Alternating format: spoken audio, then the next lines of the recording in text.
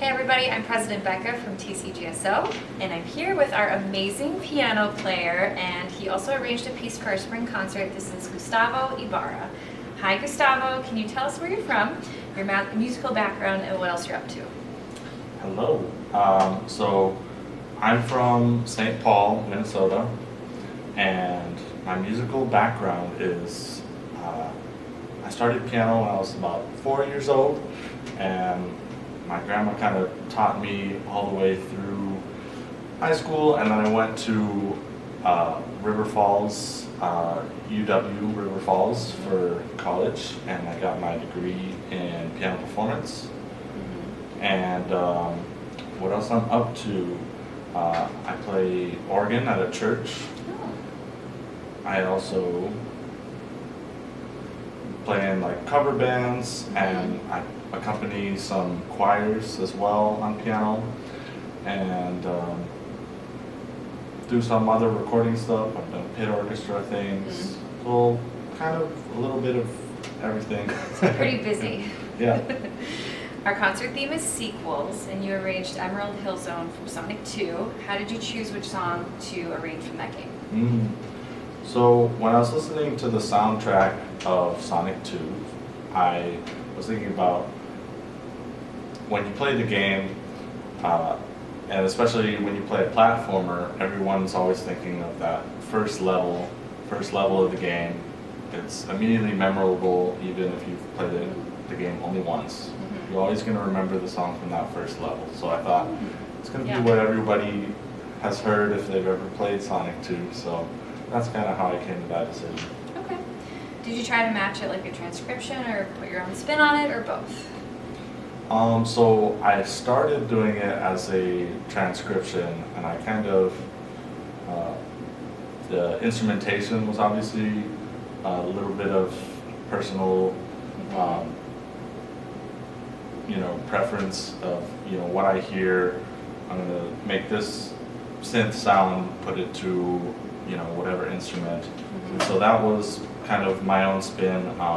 I also added some things, like as I got further into the arrangement process, I started adding more things, or like I want a different texture here. So yeah, I kind of put a bit of a spin on it, just in terms of how it sounds, really. We have an unconventional orchestra. What was it like arranging music for our group? So it was obviously a lot of instruments. So arranging music for this group was really interesting, because there's so many different instrument groups that we have that is like, wait, maybe I can add this to this section. We have so many percussion instruments too, and it's like, how do I fit all those in somehow? So yeah, it was just interesting for sure, because I've never done a big orchestra arrangement like this. That was my next question, is have you had experience writing for an orchestra before? Okay. So no. I did arrange a little bit for like small wind band in the past. There was a group in my college that we actually did video game music in like a small wind band format, and so some of the instrument groups like brass and woodwinds I've written for, but strings is totally new for me. I've written for rhythm section, but orchestral percussion is a little bit different, so that stuff is new to me, for sure. What were some of the challenges you faced in arranging this piece? Some of the challenges were, like, again, fitting into all the different instrument groups, but also one of the things was I had to hold back a little bit, because there was sometimes I would think like, oh, this would be crazy if we did this, but I had to take it out of crazy a little bit and keep it grounded. I want to hear that version. Yeah, had a really weird ending, and I had to say, oh, no, we're not gonna. I guess also some of the challenges, I didn't write for euphonium before, especially in treble clef. Yeah, so for the euphonium players who transfer from trumpet, I think, or whatever instrument, may have preference of reading in bass clef or treble clef, and so that was not something I was used to, so I had to change that up, and I guess also just kind of the scope of how many instruments we have was a challenge for sure. What was it like hearing your piece played by a full orchestra for the first time?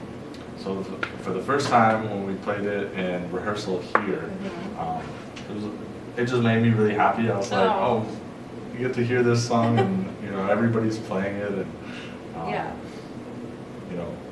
it was the best thing that it made sense. I didn't have anybody saying, oh, we can't play this note or something like that. It's nice to know that it's very, doable by the group, and very playable.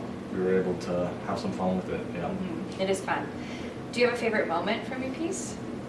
Yes, I really liked the part where we have like a stop time kind of feel. So it's like in between the melody, everybody's going boom, and then the melody with the da da da da da da da da da bum, da da da da bum. I really like that part. Yeah, that's a good part. What advice would you give to someone who wants to arrange for TCGSO? So my advice would be spend a lot of time on your arrangement and ask as many questions as you can. Like for me, the best way I learned to write for groups in the past was asking my instructors, and we have a lot of instructors in this group as well.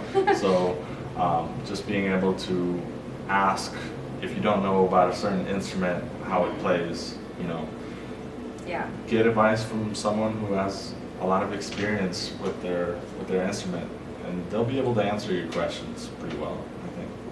That's great advice. Okay, time for the secret questions. Describe arranging in 3 words. Okay.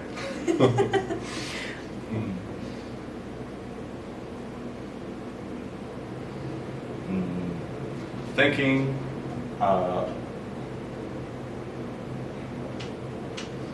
lengthy, and fun. Great. Who's your favorite Sonic character? Favorite Sonic character? I'm gonna have to say Sonic, but Super Sonic.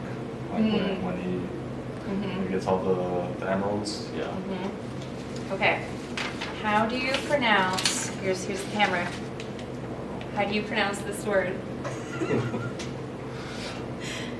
Hydrosity. That's what I would say.